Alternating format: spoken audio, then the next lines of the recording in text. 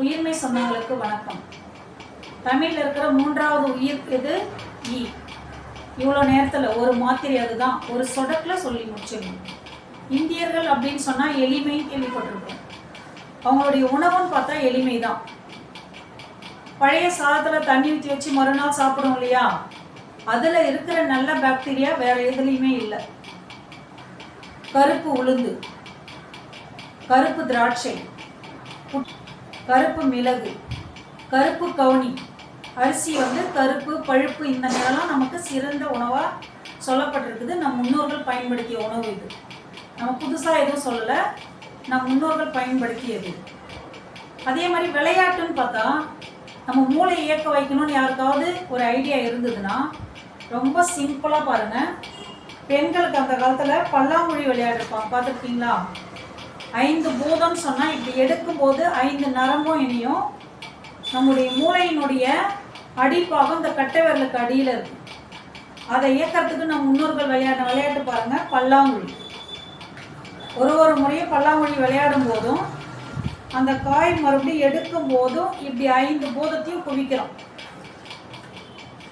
மூளை சுறுசுறுப்பாக செயல்படுறதுக்கு பல்லாங்குழி விளையாட்டு பெண்களுக்கு விளையாடுவாங்க.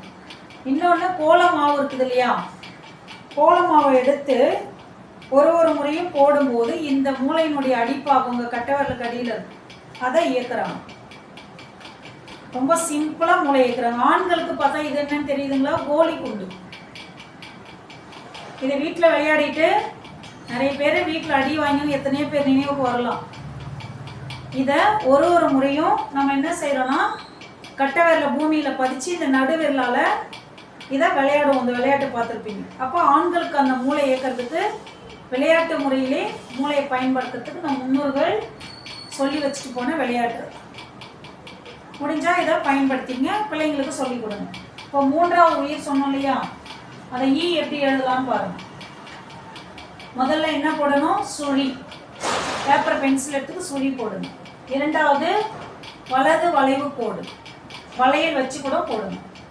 3வது படுக்கை கோடு, எங்க இருக்கு பாருங்க, சின்னதாக காமிச்சிருக்க பாருங்க. 4வது சிறிய வளைவு கோடு, இதை சின்னதாக வளைச்சிருக்கோம். 5வது படுக்கை கோடு. 6 சிறிய வளைவு கோடு, இங்கே நிறுத்திடுவாங்க. 7 இடது வளைவு கோடு, நம்முடைய இடது வலது, அவ்வளோதான். இடது வளைவு கோடு, இது வலது வளைவு கோடு. எழுதி பழகின பிறகு நம்ம அதை நேராக எடுத்துகிட்டு வந்து இங்கே நிறுத்திக்கலாம். அவ்வளோதான் ஈ. சுலபமாக இருக்கா? இது ஏன் இவ்வளோ துண்டு துண்டாக பிரித்து கொடுக்குறேன் அப்படின்னு சொன்னால், குழந்தைங்கள் எழுதுறதுக்கு சிரமப்படுவாங்க. இது பேரண்ட்ஸுக்கு தான் முக்கியமாக சொல்கிறேன். ரொம்ப எளிமையாக ஒரு சின்ன பொருளை வச்சு எப்படி எழுதலான்றத குழந்தைங்களுக்கு சொல்லிக் கொடுக்கணும். அதுக்காக தான் இது.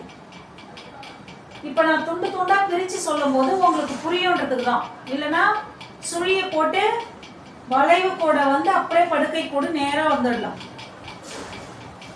எளிமையாக்கிறதுக்கு தான் இந்த முறை. இல்லை மறுபடியும் புரியல அப்படின்னு சொன்னால், இந்த அடையாளம் சொல்லியிருக்கிறோம் இல்லையா, இதை வச்சு எழுதணும். பாருங்க, சுழி, வளைவு கோடு, படுக்கை கோடு, வளைவு கோடு, படுக்கை கோடு, வளைவு கோடு, இதுவும் வளைவு கோடு, இடது வலதுன்றதை புரிஞ்சிங்கன்னா போதும்.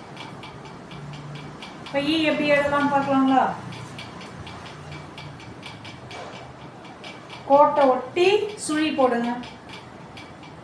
அடுத்தது வளைவு கோடு, அடுத்தது படுக்கை கோடு, அடுத்தது சிறிய வளைவு, அடுத்தது படுக்கை கோடு, அடுத்தது வளைவு கோடு, அதுவும் சிறிய வளைவு, சின்னதாக கூட சின்னதுன்னு சொல்லிக்கோ, அவ்வளோதான்.